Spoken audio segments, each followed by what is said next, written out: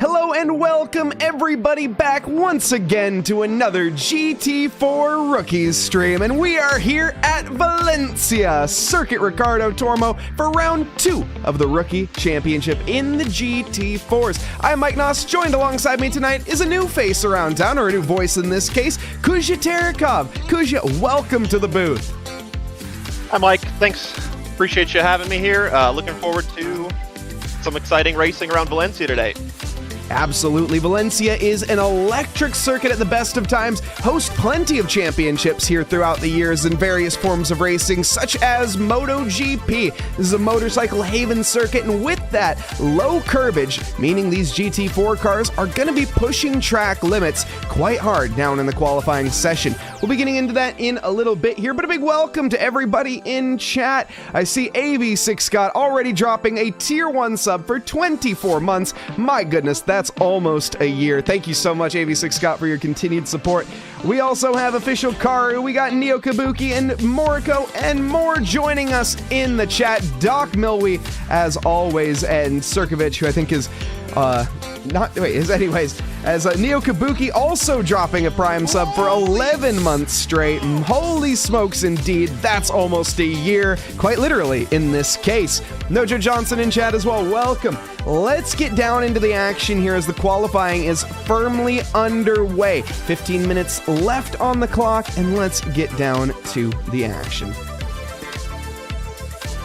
Here we can see the cars out on circuit as we get ready to start some lap times for some of these drivers. Banker laps coming in, but the current pole position held by Diaz Gerald in the Dominican car, as I think I accidentally called him non-Dominican last time around. My apologies.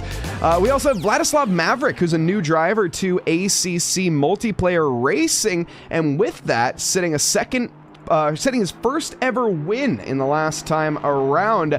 Diaz was the one that set the win. My goodness, Mike, get your head together. My apologies, folks. I'm a little tired here tonight, but Kuzya, with this pole position currently about 0.8 of a second off, we're seeing quite the field spread for these first few laps. Yeah, of course it's early in the qualifying. It's quite a few drivers still yet to set their laps. They're still in the pits. It's hard to say if that gap will go up or down when perhaps Diaz will maybe even increase that gap once he finds a little bit more pace in his tires, warms the car up a little bit. The GT4s start without any tire warmers, so they do take quite a few laps to warm up. So maybe perhaps that's what we're seeing here with quite a spread in the times so far. And with that, of course, also it being the Rookie League will add another layer into that. I think a new name out on track here tonight, if I'm not mistaken. Let me just double check on my notes here to see if the likes here of Lily Chambers, who I think, that was my computer for anyone curious before you wonder. Lily Chambers did in fact take part last week, finished 8th and 10th. I think this is their first time though in a Trackilicious League, so welcome along to them. Second race out on track in the Starlight Racing. Chambers wasn't... Oh, that actually, yeah, I think everyone's changed their names, which has added another layer to me. That might be why I'm thinking of things. I know Diaz Gerald Diaz Herald, I think is actually how it would be. Herald here in first position, took the win last time around and had 4 names to his name. So this time around, make it a little easier on us. Yeah, it's always nice when they make it a little bit simpler for us in the commentary box, especially us not knowing them personally always. And of course, as we can see Diaz Herald here going around turn 1, pushing the track limits on the edge. You can hop on board here and see what it's like around the Circuit Ricardo Tormo.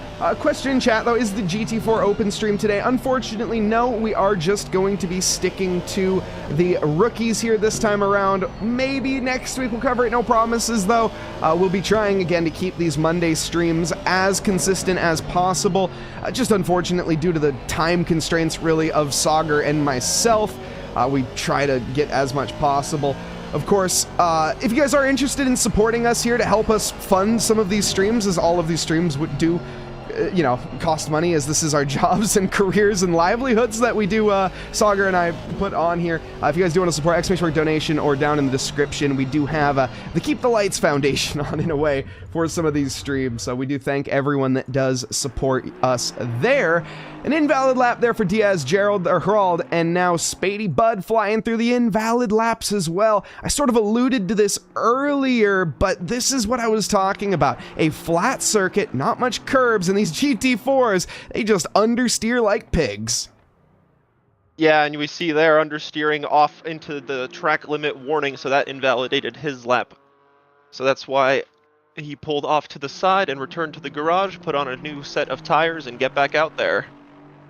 Dennis Chen up next to the line in the 365 Porsche, just starting his out lap now. 4.3 seconds off the mark, and that's not going to change because that's an invalid lap. We also have had a one Bitterroot donation, or cheer from Adam Strange. It was hard with the 14 hours that TikTok, I had to be productive. I will admit, the amount of people that I saw on social media saying that I'm going to have to take a break off of social media because of TikTok, or my friend made the comment to me last night when we went golfing, was that they literally had to check TikTok repeatedly over the course of the night just to make sure that it wasn't back on. They were like a cigarette addict or whatever, an addict of any sort, back on their fix. I'm sure it was tricky for some people who do perhaps maybe make their livelihood off of social media, so I'm sure it was a bit of a stressful time for some, though. Yes, absolutely. Definitely condolences out to them, but for some people it might have been a welcome break. Yes, as well. Take a nice little social media break and kind of reset a little bit on this little holiday Monday. You got 14 hours to go and touch grass, basically, is what it was. After that, back to the TikTok, unfortunately. No. One day, Trackalicious might be on TikTok, but not today, not today. We do have an Instagram, if you are curious, and do we have an X? I don't think we have an X, now that I think about it. Well, I think we do, we just don't I've never posted there, which is interesting, but I guess, yeah, fair enough. I shouldn't have promoted that then. We do have a YouTube though, exclamation mark YouTube, if you guys are interested. We have it all. We do have it all, says Eric. Well, you gotta trust Eric if he says it. Eric the Boss Gakassian, as of course. You cut the ties with the you know, Neil, fair enough. I mean, you know, yeah. We'll save that one for off the stream, but yeah. Moriko Yatanashi out on track, not set a lap just yet, but this is of course a split qualifying. Now, only with 15 drivers, it being a split quali means that they have plenty of space out on circuit to gain that crucial open, clean air. No dirty air to wash them out wide. These GT4s, they're not the most aerodynamically inclined. They really do just kind of care all about the mechanical grip, not really worrying about the invisible mumbo jumbo that I often talk about that pushes down on the car. And Moriko, though, to the line here. I think this was their out lap, so they will be beginning their first go-round of the Circuit Ricardo Tormo. Yeah, we'll see if the track limits at turn 1 catches them out. It is a little bit more giving at turn 1 than a lot of the other corners. You can go pretty wide onto that green little bit of turf. I'm not sure if it's turf or just slightly different colored concrete. But either way, around turn 1, it's a little bit more giving than, say, around these parts. You can see the GT4s can take a lot of curb, as Mike was referring to. It's a pretty flat circuit, so lots of ability to kind of take as much track as possible to carry as much speed through the corners. Not that long of a circuit either. It's only 2.4 miles long. So every little bit of speed you can gain on these small straights will provide a big advantage in terms of lap time. Especially down the start-finish straight, where your best overtaking opportunity will be into Curva Aspar. Down through the do-in curves and into the horseshoe complex. Not many chances. Whoa, Marco, hold on, Buckaroo, and he does. What a save. Kept it valid. Certainly not going to be a lap time to light the time charts up, but holy smokes. Enough there for a bit of mid-air time. Expect that as well throughout the race. A couple cars to take flight there is quite the norm, to be completely honest. Yeah, that is the one curb that is a little bit raised on the track, where if you do take a bit of it, you do have a chance of rolling the car a little bit, as we saw the 53 Aston Martin do there. Marco to the line, will set a lap, but it was invalid. Okay, 1:41.1 though was the time, even with the invalid nature. That would have been enough for P3 currently standing. No, it would not have. P4 ahead of Will No. Dooku just rolling into 5th position, bumping Lily Chambers back down. Unfortunately, they cannot respond. The split qualifying, now only the odd plates are the ones out on track. And no, it's not the odd plates, is it? Because Herald set his lap. It's still a split quali.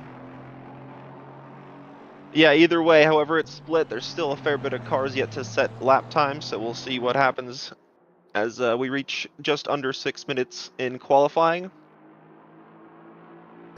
Xander's Zone in chat, that sausage curb equals the most elevation on track. Believe it or not, this circuit doesn't have just 0 elevation. It does have a solid 61 feet, or about 18.5 meters. Now, it's quite low for your average racetrack. It's more than Indianapolis, though, which has a solid 3 feet of elevation change, about 1 meter throughout the entirety of it. So it's, you know, not the flattest track, but sort of there. You can see a nice little dip in elevation. It's even, a lot of people often use the Cirque du Paul Ricard for a flat track example, but people don't realize that actually is about 100 meters of elevation, because it's just a constant incline and decline. Yeah, it's hard to picture where those are, but yeah, like even driving around, you can kind of feel the kind of like the flowing nature of it. It's not particularly flat, because it, like, there is a bit of a, like a, I don't know how to say it, like a camber almost to some of the corners. Oof. Unfortunately, Morico missing out on the camber, but keeping it valid? Allegedly? According to ACC TV, that was within the lines, I guess. As you were saying, that was, I mean, I guess fair enough. Kuzya mentioned the fact that you can go quite wide through turn 1. I didn't realize that you could go that wide. That was quite the limits taken. That also was, and that one was invalid. Yeah, you see what I mean? At turn 1, you can kind of go a fair bit onto that green patch, whereas any other circuit, or any other part of the circuit, if you go 2 wheels over the white line, it will invalidate the lap. And I think that's just to provide a little bit more room for racing for cars there, so that way they can kind of carry a little bit more speed through there, but I'm not too sure. That's kind of would be my assumption through that.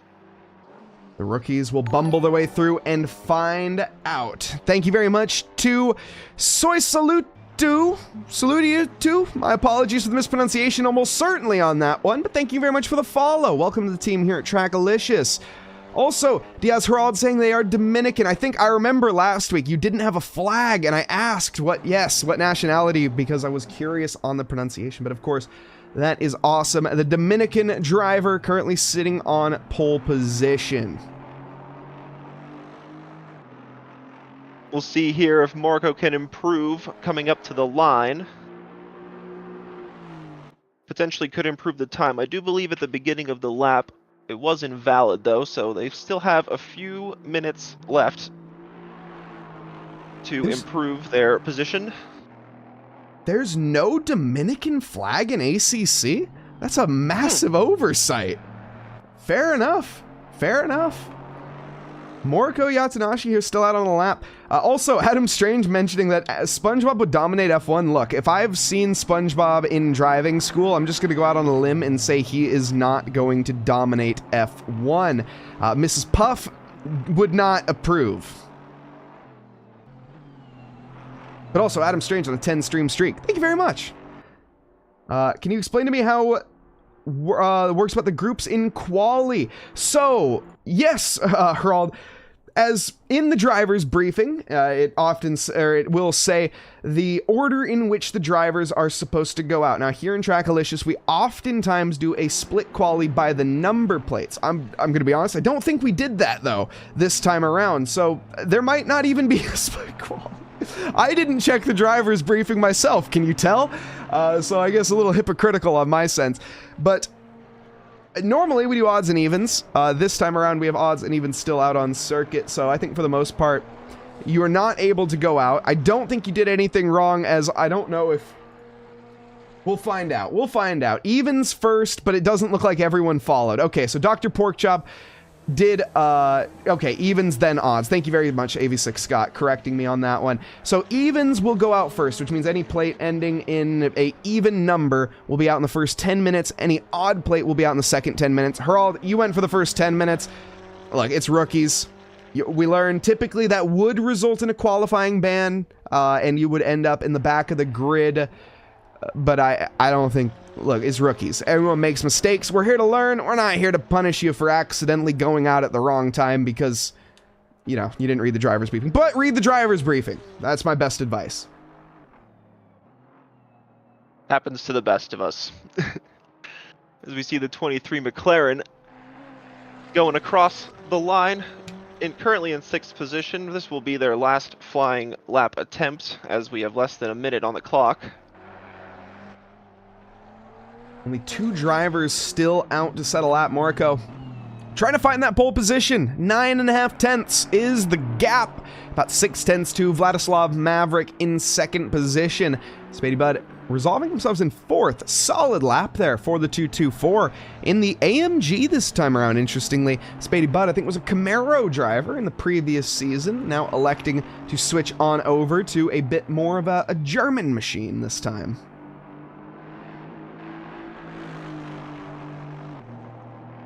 There were a number of pit start / quali bans. That also would make sense, AV6 Scott. So one of the things that we do here at Trackalicious that I forgot to take my pit wall, that we do at Trackalicious is the quali ban. So if you do end up getting in a contact on the first lap and you're deemed at fault, or at if you were deemed in a contact and deemed worthy of it, basically. I'm not sure the exact, I'm not a steward, but you will receive a quali ban, meaning that you will not be able to set a lap time in qualifying, and you will have to start off in the pit lane during the race. So, a couple drivers falling victim to that tonight. Colin Sugg, Rally Dutchy, Dr. Porkchop, Frederick Velez, Luke Nelson, Aaron John, Dennis, and all the way up towards, well, Dennis Chen setting a lap. And there we go. The last lap set. Dooku to the line. 6th quickest as we get ready to head down to the race.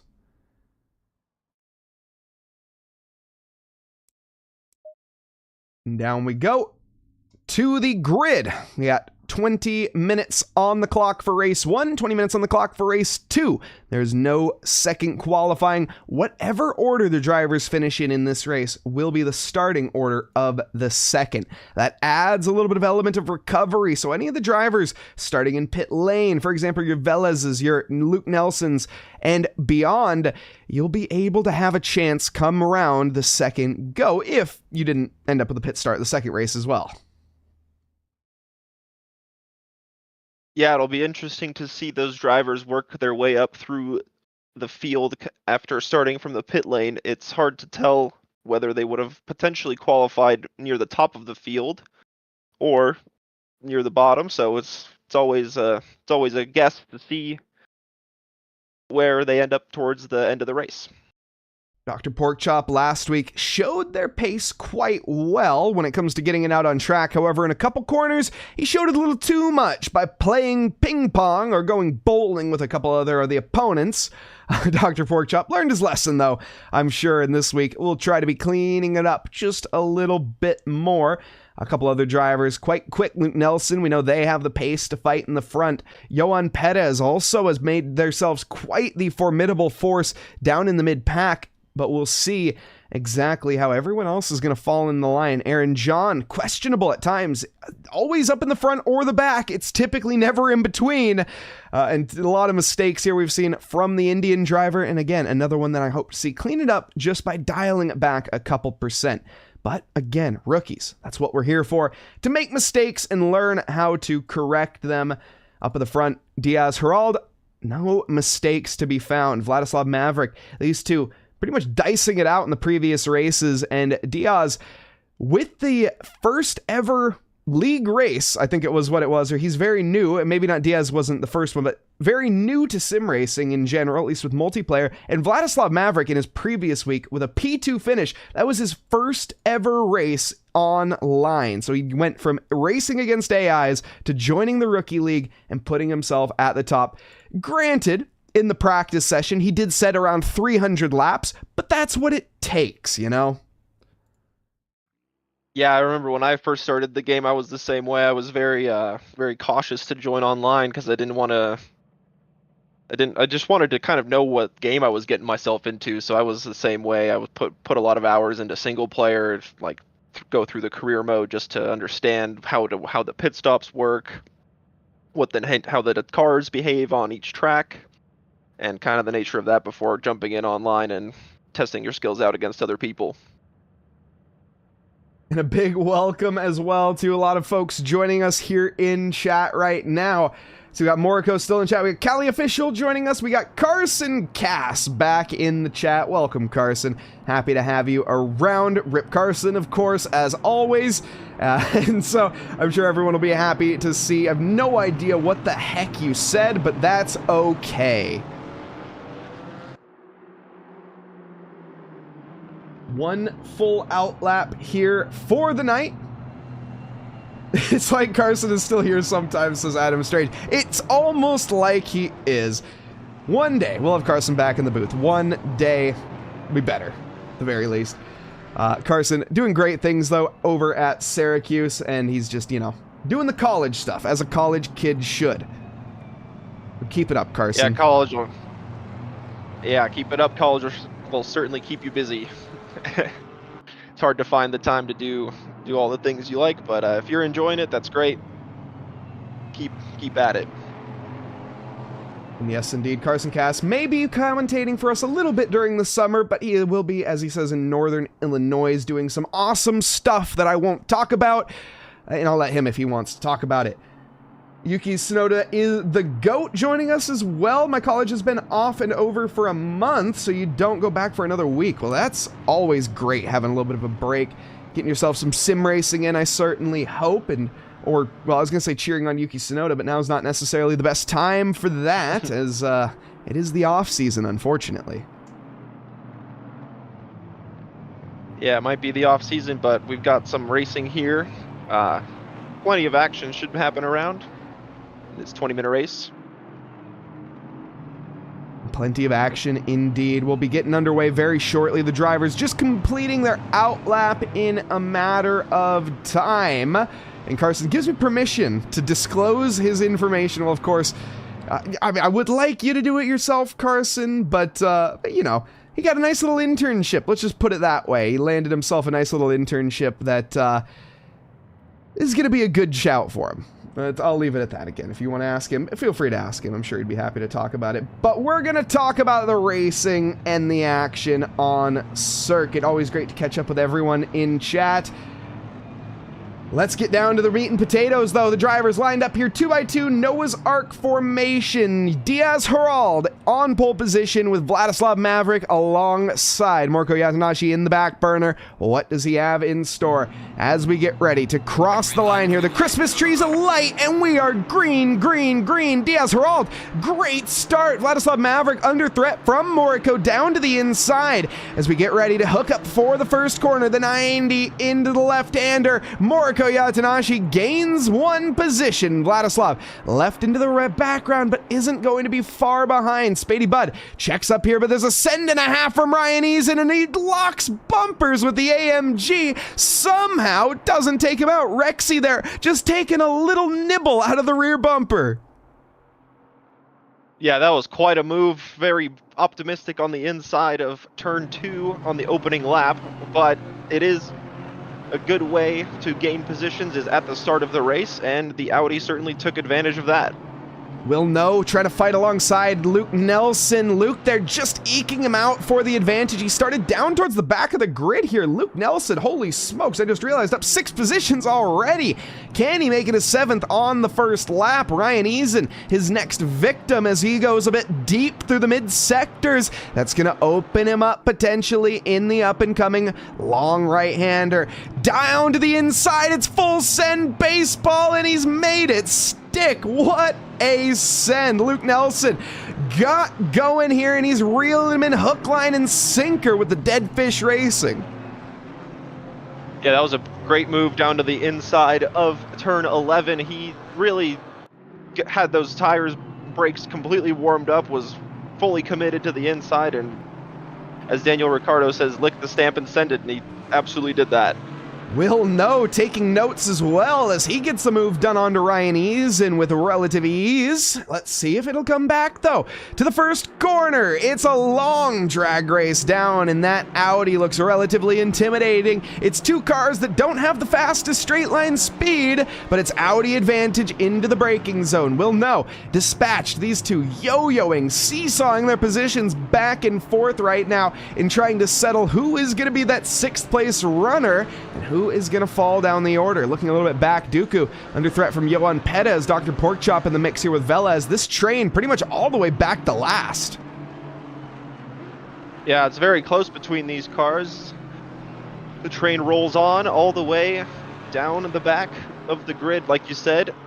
It's going to be interesting to see what happens as the race goes on, whether these gaps open up or whether it stays tight to where anyone can kind of make up a position from a small little mistake ahead.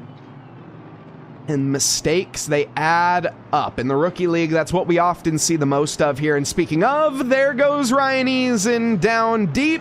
And Will No back to the inside. He's going to try to take it back again. Looks to the in, looks to the out. It's a left, right, left corner complex. And Will No actually going for the over-under here, but he has a bit of a snap in the mid-corner. He's going to get a poor exit, and Ryan Eason in the Jurassic Racing will hold on. Now, though, it's a matter of time, I think, before we see this boiling pot of water go all over the stove right now, because Ryan Eason, he's overdriving like a madman, and so is Will No, to be fair. Another swap of positions here for free, as it's a game of mistakes all the way down the order. Yeah, and of course, while these 2 battling, that's going to slow them down. That's going to give the opportunity to the McLaren behind to potentially look and pass one or both of them. As they go 3 wide into turn 1, the Alpine's going to stay ahead, but the McLaren might stick it on the outside. Oh, and there's contact. That was a hip check and a half. Ryan Eason, a bit of loss there in the mid-corner, and as a result, he snaps off to the side. Let's go back and check out that 3-wide action once more. The Alpine here being a cork in the bottle and not allowing Ryan onto the brakes late enough here. He tucks up to the apex nice and tight, but then you see he just washes wide. And the 33 car, well, left with absolutely nowhere, the 23, excuse me, left with nowhere to go, and Dooku smacked into the barrier. He is all the way down in P last, pretty much. We rejoin, though, to a mid-battle fight, and Dr. Porkchop trying to take a bite out of Rexy this time. Yeah, Rexy potentially suffering a little bit of damage with that contact. Might have a little bit, yeah, it seems like there's a lot of understeer on the car now, so potentially that could have ruined the race for the Jurassic Racing Audi. As they drop down the order, as another Aston Martin goes by, I believe that was the 787. Frederick Velez there just capitalizing. I'm going to be honest, I don't think there's much damage on the Audi. I am looking at the car here of Ryan Eason, and I just see someone who is overdriving this car spectacularly so. Probably at about 125% right now, if I had to guess. Ryan Eason back down to the inside of Frederick Velez. Gets onto the brakes, though, in time this time round. And on to the start-finish straight. The Aston Martin, it's quick. It is fast in a straight line. However, the Audi is close. And the Roxy, Rexy, whatever you want to call this, isn't really either of them, to be honest. Side by side, down to the inside, but no, just a bit too far back. And Lily Chambers has to, well, with eyes wide open, miss out on the braking zone, a brown pants moment, and Lily testing the structural fortitude of their racing trousers. Yeah, it was a good moment to avoid the Audi in front. Not sure if the Audi just braked a little earlier than normal and the Porsche wasn't expecting it, but still good avoiding action by the Porsche not to have any contact and spin out any opponents. We have a fun fact redemption as well. Now, I'll get to that here relatively soon. Right now, we got a lot of action to dissect and digest right now.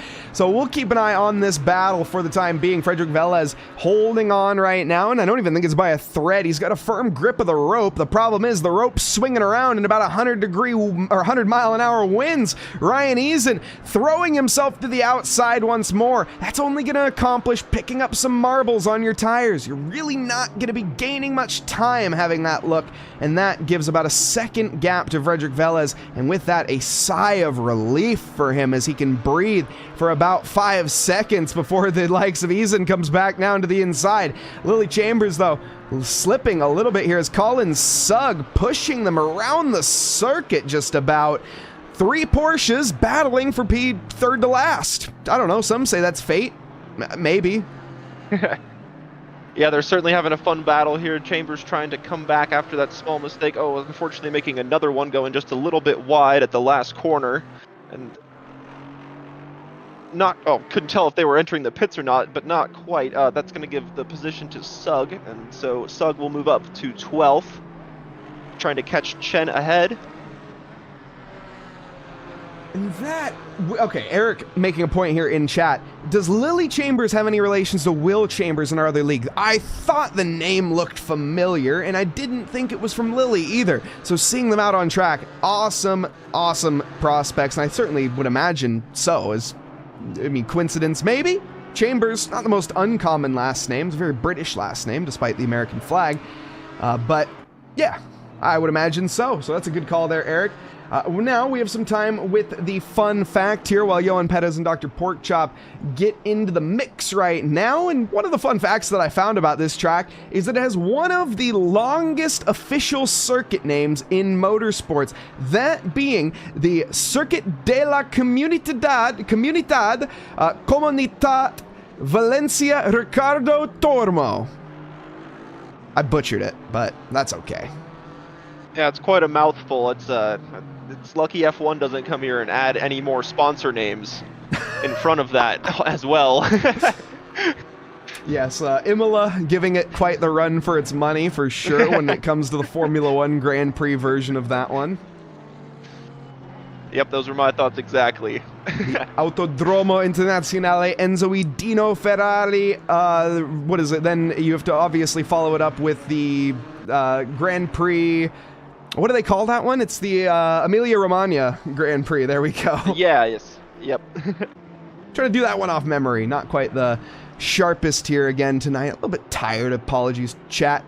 11 minutes though left on this race 1. Then we have a race 2 after that. Ryan Eason and Frederick Velez not really, no intentions of separating. That's what I'm looking at this one, Kuzya. No, that's perfectly fair. Yeah, they've been battling for about 3 or 4 laps now, with Eason being behind the 787 Aston.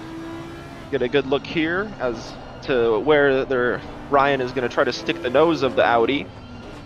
Not really any good opportunities here. No real big heavy braking zones.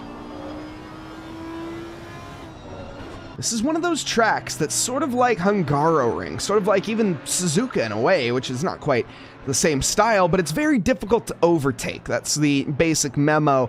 It's going to be down to mistakes from your opponents, and we've seen that time and time again. The only reason that Frederick Velez and Ryan Eason have traded positions so much is because of what we're seeing right now. This is the reason. Colin Sugg on through because Ryan went a little bit deep. Frederick Velez, I'd imagine, is going to repay the favor at a certain point. In fact, heck, why not now? That's the perfect time. Gives up a little bit of ground. All that hard work he did extending it. The Puerto Rican has handed it back once more and then slipping through the long horseshoe. Oh my goodness. Full send from Colin Sugg, and he gets the position. That was quite a send down the inside. He may have picked up a warning for track limits, but it might be worth the position if you've only picked up one. And the 787 comes back down the inside of the final corner. We'll see if the 34 Porsche has a good run down into turn 1. Also, I'm glad that you've appreciated the fun fact. Side by side, though, the Porsche Sug out of contention for the Aston, but ahead of Reason still. Or ahead of Ryan Eason. Reason on the left. Now, Ryan here. Oh no! Oh. As Roxy Rexy Roo takes a bite out of the back of Colin's Sug, and that's going to leave a foul taste in the mouth of Reason. Yeah, it seems like Reason's just going to go back to the pits after that. Unfortunately, hopefully Sug not suffering too much damage on the back end of the Porsche. I'm not too sure about the GT4s, but in the GT3s in this game, if you suffer rear damage, it's a lot more significant. You'll feel a lot more significant than any damage caused on the front, as we see a little bit of a mistake, maybe just adjusting to how the car is feeling after that little contact with the Audi. Yeah, thankfully, these cars not so reliant on downforce and not really producing everything from the under tray like a GT3. It's very car dependent simultaneously. So, for example, the McLaren and the Ferrari, what you were talking about in the GT3s, if you tap the rear diffuser of those cars, it basically makes them undrivable. However, if you drive straight on into a wall and break the splitter, sometimes it doesn't really affect the car. It's an interesting prospect. The AMG, it can take a punt from the rear, but it doesn't like the front damage. So it's just all about the car. These Porsches, they're very rear happy as they are rear engined. Of course, the newer Porsches, the 992 variant, has a more mid-engine feature with the engine tilted back about 5.5 degrees towards the mid-axle. But these Carreras, they don't have that. They're still very rearward bias, which means if you do take that rear damage and you lose any help in the back, you'll be finding yourself pirouetting quite easily. And the Porsche with a 3.8 flat 6 in the back, the boxer engine that Porsche often loves. It's a small engine, and, well, you know, it's getting the job done. Yeah, it sure is. Just pushing off the track limits as we see that Chen got a drive-through penalty. I would assume that's going to be for the track limit violations. You get 3 warnings, and then on the 4th one, the game will issue you a drive-through penalty, which you have to serve within 3 laps. And 3 laps too long. It doesn't matter. Here at Valencia, the pit lane. I actually have no idea how long the pit lane is because my sheet isn't updated, but it's a pit lane, and we'll find out how long it takes by seeing the time. Looking at it right now, about a minute loss from Dooku. He took about a 24-second stop, a drive-through. Looking at about 35-ish seconds, more than likely, is what it seems, somewhere around that mark, maybe 32. We'll be seeing, though, shortly enough when Dennis Chen more than likely comes in on this lap. He might stay out for one more to give himself a bit of a fight, but it looks like... Oh, he's not even on that part of the circuit yet. I'm looking at our front runners. Vladislav Maverick chasing down Moriko Yatanashi, who has really walked away with this one since. I mean, not quite as much as they would have liked, but still with a 1.3 second gap to our previous driver that finished in P2, Vladislav Maverick, looking quite solid here for Yatanashi. Yeah, he sure is. That's a solid gap to maintain. It's that doesn't really give your opponent any chance at a dive bomb opportunity down any hard braking zones, which there really aren't too many around Valencia. So all Tanashi needs to do is just keep it clean, just keep his pace and maintain that gap, and you should be looking good to finish on the second step of the podium today. Well, so much for the gap they had. It's now 0.8 of a second. Immediately crushed down. Yeah. Vladislav here. Yeah, it seems like the commentator's curse is coming into effect pretty heavily tonight. Welcome to the team, unfortunately Kuzya. for these racers. It's only fitting. You cannot be an official commentator at TRACKILICIOUS until you curse one of the drivers. So welcome to the team. Appreciate it. Thank you. The 9... Apologies, racers. They get used to it. The Nine-Tail Racing, currently ahead of Vladislav, but you can see wheeling around the circuit right now is the 53. Flash of the headlights from Vladislav, trying to get into the head of Moriko, but he's gotten into the rear end, unfortunately. That's not how you want to make an overtake stick. No, not quite. It seemed just misjudged the braking zone. After having driven around here a little bit myself recently, it is pretty hard to pick out braking zones, especially, I'm sure it's even harder when you're racing cars around you. So perhaps just a little misjudgment there as we see the two Astons go side by side into turn 1. Getting a little bumpy here towards the end of the race. Oh, the rejoin. I thought that was about to be an inevitable contact again. I certainly think there is, though. We're watching something unfold in front of our eyes, and I don't know what it is, folks, but let's firmly keep them glued to the monitors. 3 wide in the mid-sector. Oh, under for Moriko Yatanashi. Luke Nelson trying to give him the bumper, but it's not going to be enough. He gives him the side panel instead. With this, Spady Bud just needs to wait and bide his time. I'm pretty sure he knows these two are going to end up hitting each other, messing each other up, and it's just about Spady Bud right now to place his car in a perfect spot to make an overtake stick. Luke Nelson, though, maybe has it back under control, but the thing is who is driving with a chip on their shoulder right now? Honestly, I think it's both of them. Let's keep it a look, though. The Bass Pro Shop Dead Fish Racing currently ahead of Moriko. This is a bottom step of the podium fight right now, and there's 3 cars involved as we get ready to head into Sector 3 now and on to the start-finish straight. This is where things are gonna go alight, and it's taking flight as well for multiple drivers. Luke Nelson flying over the curb, Spady Bud as well. Moriko doesn't find an opportunity. Now, though, this is the time. This is the setup opportunity that you've been waiting for, except you can't throw it away like that. Monkey see, monkey do for Spady Bud. Yeah, both cars driving real aggressive here towards the end of the race, trying to pick up as many positions as they can towards the end. Luke Nelson's going to benefit from that, pulling away from these two, but the Mercedes and the Aston are going to battle through turn 1. Mercedes has to go a little wide, take a slightly evasive action, might give him a good run into turn 2. Not quite close enough to pull off the move.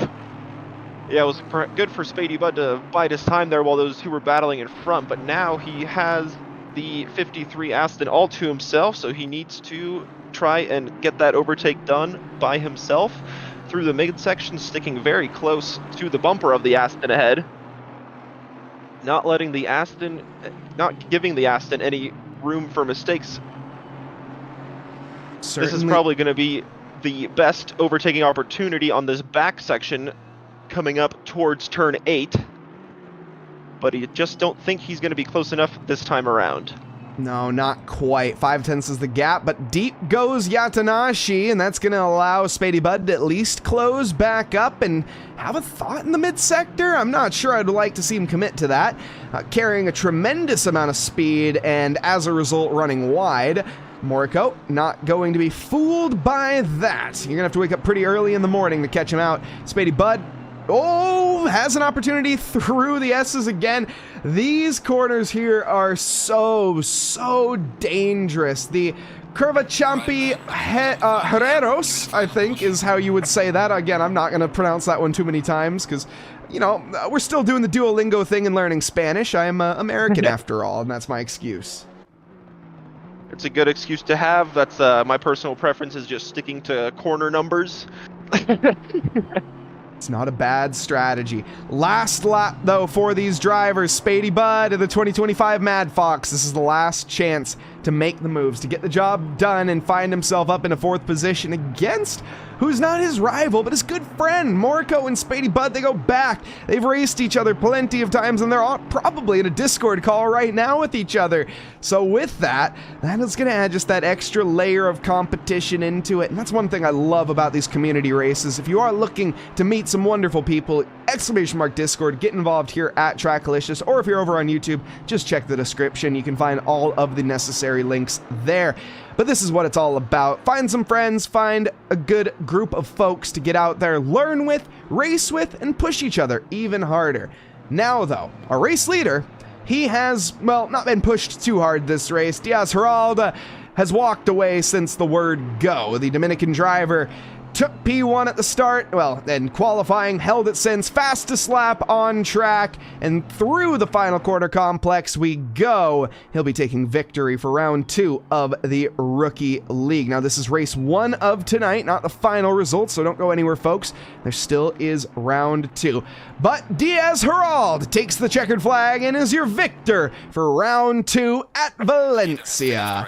Vladislav Maverick, about 5.5 seconds behind, a solid result still, all things considering. Pat yourself on the back there, the AMG driver. Luke Nelson, a hard-fought 3rd position after going to war with Moriko Yatanashi and Spady Bud. 4th and 5th respectively for the two. Will No finishing 6th, Dr. Porkchop 7th, Johan Perez 8th, Colin Sugg and Frederick Velez still trying to decide 9th and 10th right now, although it looks like it would take a mistake from the 34. I think that would seal our top 10. Oh no, oh no, oh no, as I jinxed it. Colin Sugg, I would imagine here Frederick Velez is going to lift and allow Colin to take that position, and he does. Good sportsmanship. Frederick Velez giving it his all to the very end, but he gave it a little too much, realizes it, and says, you got it, boy. Go on, Colin, take the 9th place. Yeah, as hard as it's always hard to give up your position, but in a moment like that, it's good to see sportsmanship. Oh, goodness. Just swallowed my water wrong. My bad. No worries. What a race. All the way through. Let's head back to the booth, folks, while we get ready to get into race 2. And you can see, folks, why I don't have my face cam on, because my haircut is abysmal. And by that, I mean I need a haircut like tomorrow, because this is really bad, to be completely honest. My hair, I spent a lot of time trying to get it into the state that it's in currently, and it's not in a good one either. So... yeah, that's why I'm not on screen this whole time, because I look terrible. So, yeah, we'll not be doing face cam tonight. Maybe next week. We'll be back on face cam for the next one, but yes, I do apologize on that one. Blue Dream 808. But a big welcome as well to everyone that is joining us here. We're just waiting to get swapped over into race 2, which looks like we actually have streamlined things tremendously since the previous season. So, no one needing to leave the server as we had in the previous Rookie League. Everyone had to leave and rejoin. So that means that we just get to go right back into the action. Now the thing is, though, is I already know that my ACC TV is going to be broken. So I need to reopen that before we go into the action, because I don't make the programs, folks. I just use them. Yes, it's true. The programs for ACC are not always the smoothest running, let's say, when there's server switches and stuff like that, but it's always nice that there is auxiliary tools to use for changing cameras and being able to easily go from one car to the other to be able to put on events like this for everybody watching. And hopefully soon AC Evo will have the same tools available, and hopefully better. That's the goal. But let's get down to the action.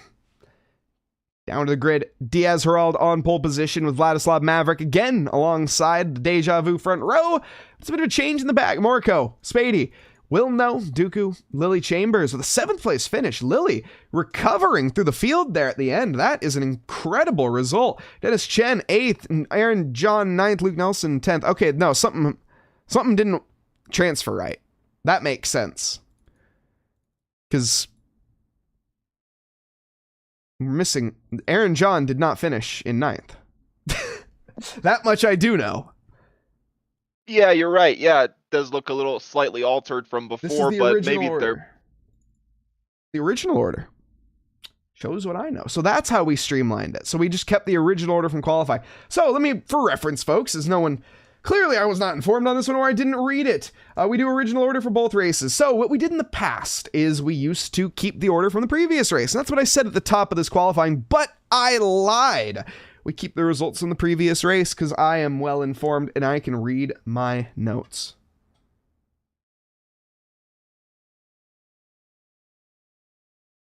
Thank you very much, Porkchop, for keeping the update, and Nojo Johnson, keeping us informed of the commentators' misknowings, as is often the case. We, we talk a lot of talk, but sometimes don't listen to everything we say at the end of the day. Diaz Herald, though, driving a perfect race last time around. He is trying his best to recreate perfection from round 1, where he took victory in both races. Diaz Herald, the Dominican driver at Barcelona, took victory over the field in race 1 and 2. Vladislav had a P3 finish in race 1 and a P2 in the second. So he's trying to make his results a little bit better than last time, actually. Finishing second or second first is going to be the goal. Now, of course, no plan survives first contact, especially with the enemy. When your enemy is Diaz Herald, he's proved himself to be quite the formidable foe thus far. Yeah, he sure has. We didn't really have to mention him a whole lot in that first race. He seemed to kind of just pull away and maintain the gap. And that is, of course, as David Christie mentioned earlier, that is if you don't have your name mentioned a lot on stream, then you're doing a great job of, well, doing a great job more than likely, or you're not, and we're just trying to be nice and not show you, but more than likely it's because you do end up walking away and there's nothing for you to cover. So Diaz Herald not getting much screen time, unfortunately, but fortunately for him, the victory is what he's here for tonight. Vladislav Maverick trying his best to gain up as well, but right now, I think he's been fairly content with his running. I don't think there's anything to be disappointed with, considering the fact that he's very new to league racing as a whole, and already, if he's battling with the likes of Moriko, Spady Bud, Dennis Chin, Aaron John, drivers that have been around the Rookie League more than once, Dr. Porkchop as well, you are looking quite like the prospect potentially for a good result. And I think Vladislav here, he shows it by putting in the practice. That's always the biggest contender, is you often hear people say, well, how do I get better? How do I actually get quicker when I'm driving? And you can watch any amount of tutorials you want. You can have the best professional driver on the planet show you how to drive, but at the end of the day, you actually have to go out and drive to learn those concepts. And so far, I think our top two have put in so many practice laps throughout these past weeks, and they're learning the race, they're learning the game, and they're learning the simulators, how we run, and that's all about really how you learn. AV6 Scott, I think, was a contender of that as well. Basically just put in the hours, got himself started in the Rookie League as a new driver, plucked his way along, put the hours in, and eventually became quite the competitive driver himself.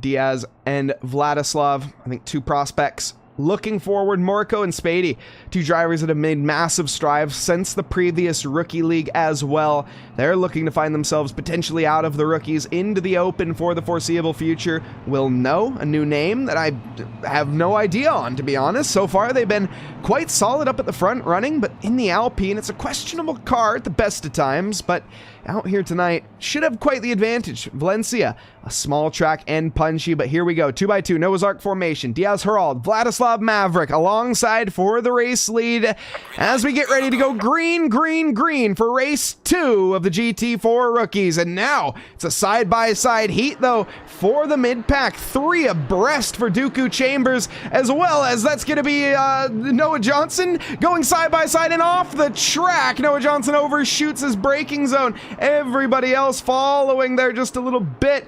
Will know in the background as we see a bit of deep, and I said Noah Johnson, Luke Nelson. Why did I say Noah Johnson? He's not even in this race. Side by side is contact between the McLaren cars getting scattered off. This is not going to be as clean of a start as race 1.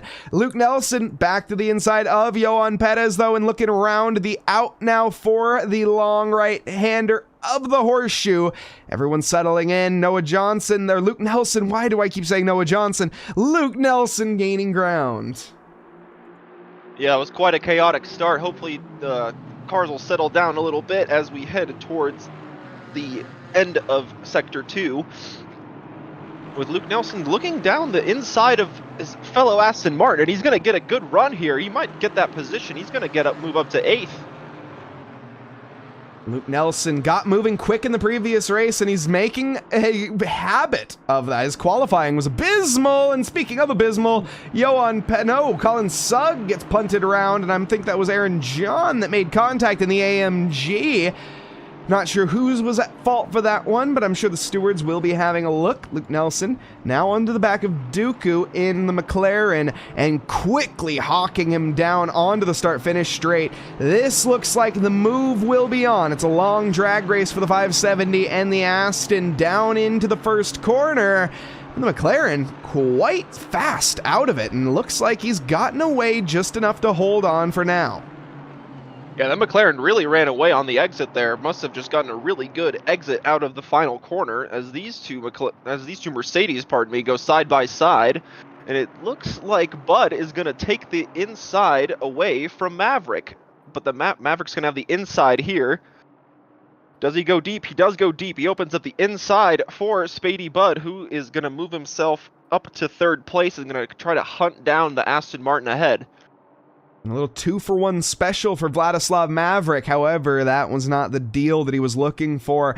Unfortunately, it was a buy one, lose two for free in that case. Or, well, you get the point. Vladislav down 2 positions for his efforts. And now looking at the back bumper of an Alpine who's running deep, so he should be able to capitalize here and get back alongside. No, not quite. The Alpine, so nimble and maneuverable through these slow corners. It's so agile, light, and great on the rotation. The AMG goes through those corners, and you can see you just have to fight the car to get it to actually rotate. Try to use your right foot to the best of your abilities to help turn, but it's still a difficult experience through the AMG versus the Alpine here on Valencia.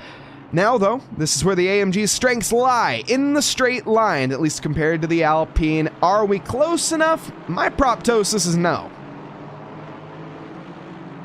Yeah, we'll see how it goes down at the end of the approximately 800 meters back, or main straight that they have around Valencia.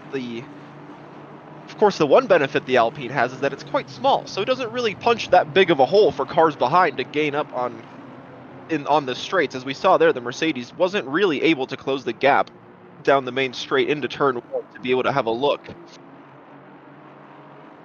Looking at Vladislav falling. Oh, sorry, go ahead. No, I was looking at the straight line speed here between these two cars. Just a little interesting note. Vladislav Maverick, 230 kph in a straight line. The Alpine, 226. So surprisingly, only 4 kph difference. I honestly thought it would be a little bit more than that. It is about an 8 kph difference, though, to be fair, between him and Dooku, who the McLaren is the fastest in a straight line. This time, though, the AMG looks mean, looks aggressive, and is looking to the inside, and should be able to get the job done. Gets it locked up in time here. The 892 leaves ample room, and that position didn't look too hard fought. I'm not sure Will Know was the most intent on battling with Vladislav Maverick for the long term. I think he maybe saw the writing on the walls, realized they were losing more time than gaining, having to fight each other, and he says, all right, let's work together here and try for the long term. 15 minutes still on the clock, and now Luke Nelson right in the mirror. Yeah, the Alpine seemed to just gain the position from Vladislav going just a little bit wide in his battle with Bud, so of course it was just an opportunistic move, but Maverick had the pace advantage and ultimately got by the Alpine. As we see behind the Aston, or sorry, that was ahead. This is behind the the 33 Aston is going to have a look down the Alpine on the inside of turn 1. They're going to go side by side. Alpine giving plenty of room to the inside. Luke Nelson taking full advantage of that, and he is going to try and go hunt down the positions ahead, potentially even get himself onto the podium. I actually really like this strategy from Will Know and the Silver Tiger. He's just driving his own race. And I think that is the perfect strat. When you're in these rookie races, often a lot of times you see these drivers overdriving their car, pushing it to the absolute nth degree, and as a result, they end up binning it, putting it in the wall, and then retiring back to pit lane, and all your fruitful efforts are for naught. They're ruined as a result. Will here, he decided, you know what, I'm going to give Vladislav a good run for his money, and I'm going to see what I can do. He tried for a couple laps, realized once the writing was on the walls, all right, I'm not going to be able to defend this one. Once he gets to the inside of me, I'm going to let it go. That's what he did. Now, Luke Nelson, he's like, all right, cool. Now we got a battle with Luke Nelson on the hands. Let's test our pace out. Let's see how this one works. Luke clearly is a man on a mission right now and is a lot faster than pretty much everybody on circuit, minus Herald, or minus than Diaz Herald. So Luke didn't find too much of an issue getting by Will Know. But now look at that. Will has tucked up to the back bumper and is using Luke as a slipstream, as a bit of a tow here to keep himself on. And this is what I love to see. It's the long-term strategies. Thinking ahead right now is the Silver Tiger. Yeah, it's a very smart strategy. And of course, as you battle with other cars, it slows down your lap time and your opponents too, and that gives the opportunity for cars behind to catch up. And so Will playing a very intelligent game and just making sure that he's able to race at his own pace and maintain the gap behind and keep up, tried his best to keep up with the cars ahead and look for potentially some mistakes. Speaking of mistakes, Vladislav Maverick, a little too much right foot in that previous corner in the back end. Very exuberant compared to the front. He held on, though, and wrestled the octopus under control, kept it on the circuit. Now, though, Luke Nelson looming in his back mirror, and I'd imagine Luke is going to be looking to make that overtake quickly. And now, though, with 12.5 minutes left, got plenty of time, but you don't have many positions left, so Luke, he can slow his charge down now and start to use his feelers a bit more. Sense the weaknesses from the cars ahead, as of course, as you have quick pace and you can carve your way through the field in the lower ranks, once you get a little bit further up, the drivers tend to get a bit faster. Overtakes then become more difficult, so Luke, 2 seconds to the back of Vladislav, and last time around he was a little bit slower, so needs to gain that time back. Dial in, basically just keep on plucking those lap times away, and he'll find himself looking pretty good long term. Now Spady here, I think finally is going to be finding a look to the final corner and setting himself up for the first. Great exit as well from both drivers. The Aston a little bit quicker than the AMG, but Spady Budd actually second quickest car in a straight line, tied with this Aston, so it's an even heat down to the first corner. And Luke Nelson, or excuse me, Moriko Yatanashi is going to hold on.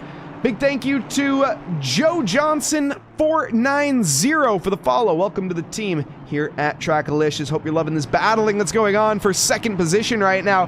Moriko sweating like a cow in a burger joint.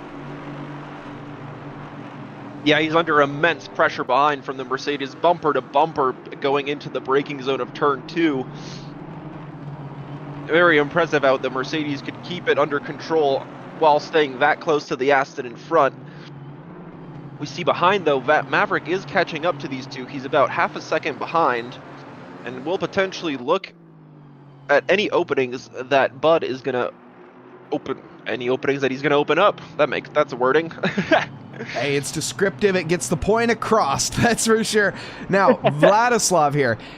I'm questioning if he is going to be trying to force the issue, though, because, again, this is a driver who it's not losing the back of my mind, the fact that he is new to league racing. So right now, this is sort of new waters for him. He's breaking new ground right now in having to actually defend as well as make overtakes. Of course, in rookie or in AI championships, you can have that happen as well. But it's a whole different story when you have the unpredictable human brain behind the wheel, and that goes for all drivers, including themselves. Halfway of the race already complete. That is incredible. It has flown by these 10 minutes.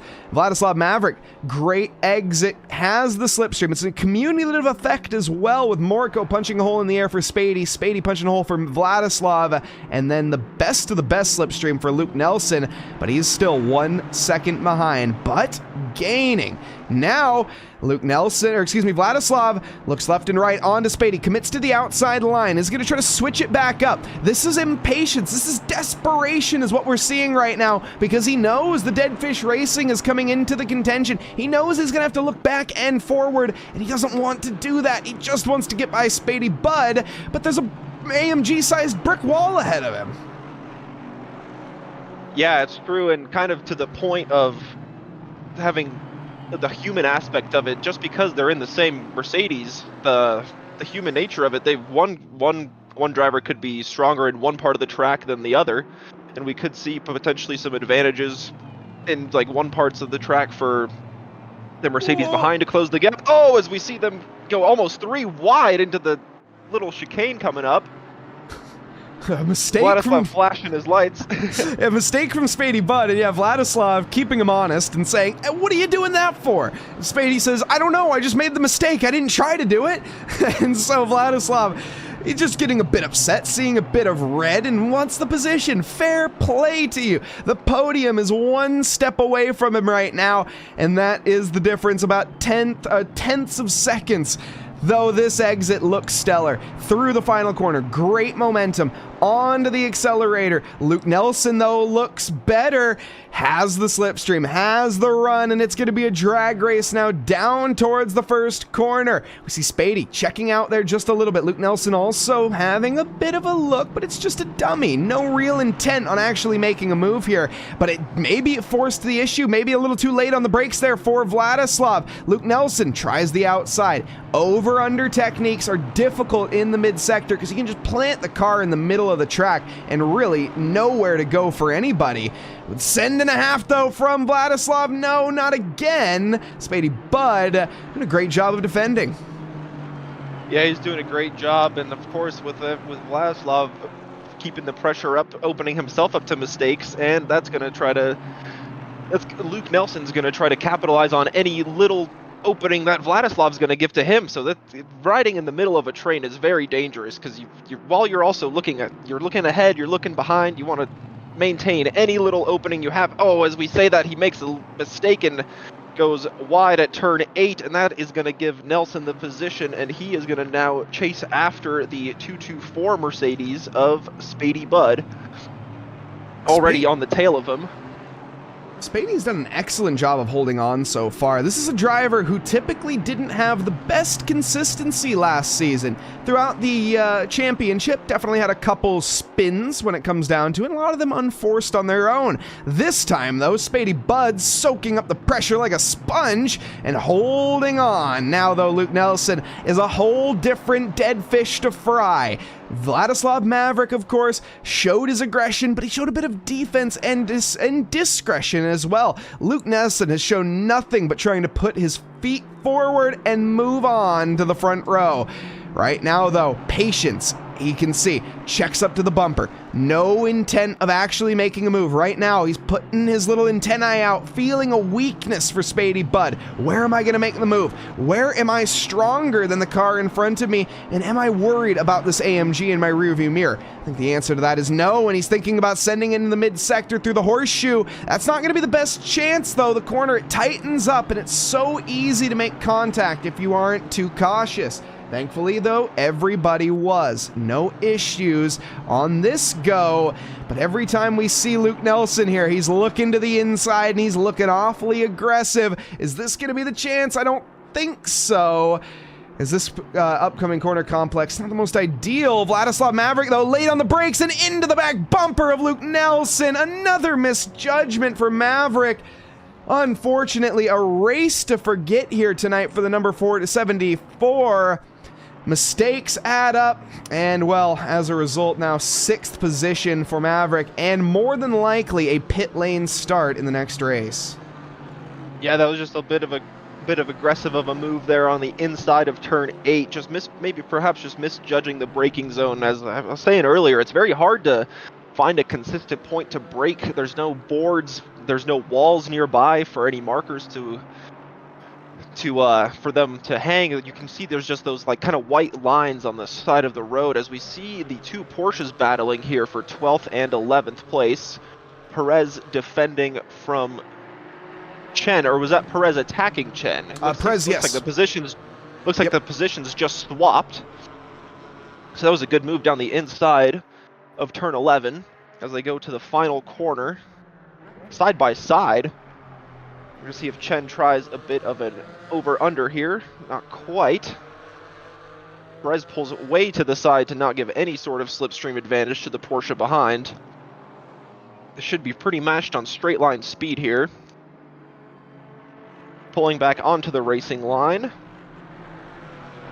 And these two will continue to battle throughout the lap. Whoa! Chen goes way wide of there. That might's gonna pick up a track limit warning most likely, unless they slowed it down in time before rejoining. But yeah, gonna have to stick close and try again and not let Perez get too far out. Didn't Chen get a drive-through penalty in the last race? Wasn't he the driver to do so? Yes, I believe, yeah, you're correct. He clearly didn't learn his lesson. He's still exploring the track limits and trying to find himself with another drive-thru. He was the only driver as well that ended up with one. Surprisingly so. I mean, a 20-minute race, you don't expect anyone to really get a drive-thru, and shit, Dennis, you gotta keep it between the lines, brother. You really gotta keep it between the lines if you want to not have an extended trip down pit lane. It's only 22 seconds lost, but that will be enough for last place, and oh, goodness. Dennis, dial her back a couple percent, buddy. Though, he has found a new competitor in Lily Chambers. Lily, now with a fight on their hands. Yep, one Porsche battle moves on to the next Porsche battle. Unfortunately, Dennis Chen is finding himself under pressure now from behind, from Chambers.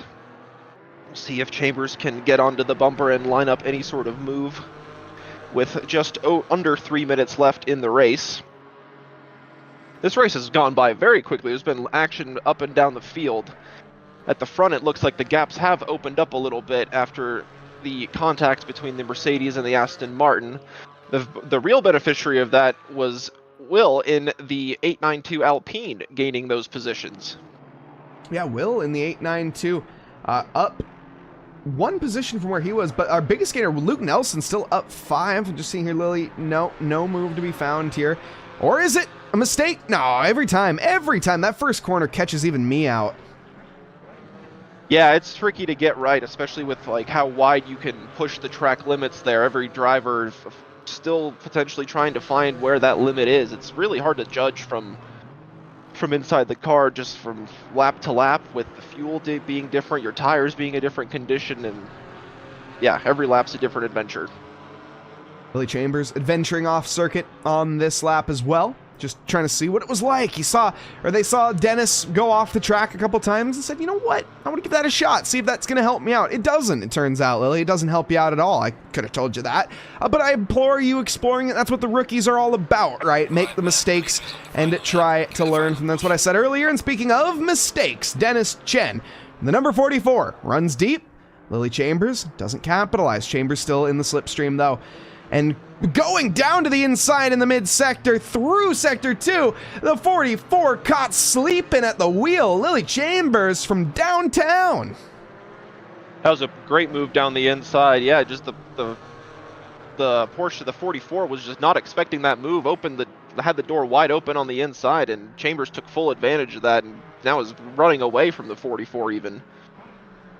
As they are approaching the start-finish line to start their final lap of race 2. And our race leader now coming to the line to begin the final lap of the night here for the GT4 rookies. Diaz Heralda has led every lap up to this point, and more so. He's gotten the fastest laps in both sessions. Qualifying led there. It's been a grand slam performance for somebody who is new to sim racing. This Dominican driver has set the doors alight with a barnstorming performance and really making his name known out on the cards. Into Sector 3 now. Just a few more corners to go before he takes the checkered flag for round 2 of the GT4 rookies. Flashers are on. The 4-ways are running. I hope that's not an indicator. The fact that he's running out of fuel, I think that's just a celebration because he knows he has done it. 4.5 seconds, 5 seconds to Moriko Yatanashi. That is the gap. And as we weave to the line, Diaz Herald takes the checkered flag for round 2 of the TRACKILICIOUS Rookie Championship. Moriko. Yeah, dominating. Oh, sorry, go ahead. So Moriko Yatanashi comes home in second. Spady Budd taking home third with Will No in fourth. Luke Nelson 5th for tonight. Not a bad effort considering 5 positions gained for the Dead Fish Racing. Vladislav Maverick, tough one to swallow here for the night. 6th position will be the result. It could have been so much more, but nothing to be disappointed in. Mistakes happen for everybody, and it's how you learn from them. Great job to Maverick. Duku finishing 7th with Dr. Porkchop in 8th. Colin Sugg in 9th. Frederick Velez in 10th. Johan Perez in 11th, and the polystyrene barrier finishing ahead of him. Lily Chambers in 12th, Dennis Chen 13th, and last but not least on circuit will be the Indian driver of Aaron John.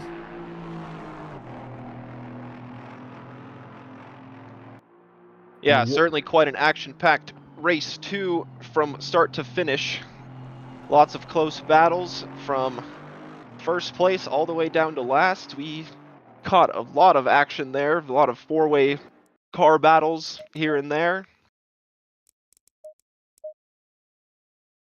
And with that, the conclusion of the evening, folks. What a race, what a championship we have. Diaz Herald A driver to keep an eye on for the foreseeable future, no doubt. He was, as official car says, just casually hot lapping out on track, and that is the understatement of the century. An absolute textbook performance for the Dominican driver, Marco Yatanashi, with a second place finish. What a drive as well. Gained one from where they started. Spady Bud finishing on the bottom step of the podium as well. Will know in fourth. I think that's their highest place finish as well. So some great results through and throughout the field here tonight. Yeah, it was good to see different styles of driving as well. We saw the patience of Will pay off to get up to fourth place. We saw some aggressive moves from Chambers to work his way up through the field to get up to fifth. So it was a bunch of different driving styles, been different cars, different ways of driving too. So it was very fun battles up and down the field today. And with that, folks, we are going to be concluding the night here tonight. Big thank you to Kuzya Terekhov for joining me in the booth alongside for his debut in the Monday Rookies, everyone. Give him a round of applause real quick, and thank you very much, Kuzya, for joining me tonight. Yeah, thanks so much for having me. Appreciate it. Looking forward to being back soon. Absolutely. And with that, folks, we are going to be raiding. We are going to be sending us over to the real high, Mr. Sagerbakshi, who is streaming some Formula One action. Your ticket to the... Oh, okay, hold on. I have to do it through my account. All right, just give me a second here. We are going... There we go! Rating the real high Sagerbakshi. He's doing some Formula One live streams over for one of his clients, so do check it out. If you want to go watch some more live commentary from another excellent commentator, he's your man. I hope, though, everybody has a lovely evening, afternoon, or morning, wherever you are in this fine world. Thank you, folks, and good night.